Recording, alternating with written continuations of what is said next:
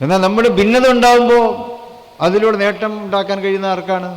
ഫാസിസ്റ്റുകൾക്ക് മാത്രമാണ്. അവർക്ക് മറ്റു മരുന്നൊന്നും ആവശ്യമില്ല, മറ്റു പ്രചാരണങ്ങളും അവർക്ക് ആവശ്യമില്ല. അവരധികാരത്തിൽ വന്നതൊക്കെ ജനങ്ങളെ ഭിന്നിപ്പിച്ച് അതിൽ നിന്ന് മുതലെടുത്ത് മറ്റു വോട്ടുകളൊക്കെ ചിന്നിച്ചിതറിപ്പോയപ്പോൾ അവരുടെ പെട്ടികൾ മാത്രം നിറഞ്ഞു, അവർക്ക് അധികാരത്തിലെത്താൻ പറ്റി. ഇവിടെ പാലക്കാട്ടും ചിലരൊക്കെ പരീക്ഷിക്കാൻ വിചാരിച്ചാൽ അതാണ്. അവിടുത്തെ നിഷ്കളങ്കരായിട്ടുള്ള വോട്ടർമാരെ ഭിന്നിപ്പിച്ച് വോട്ടുകൾ വിഭിന്ന തട്ടിലാക്കുക. എന്നാൽ ഫാസിസ്റ്റുകൾ ജയിക്കാം.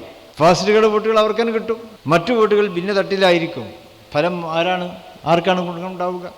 അപ്പോൾ ഇത്തരം ശ്രമങ്ങളെ നമ്മൾ കരുതിയിരിക്കേണ്ടതുണ്ട്.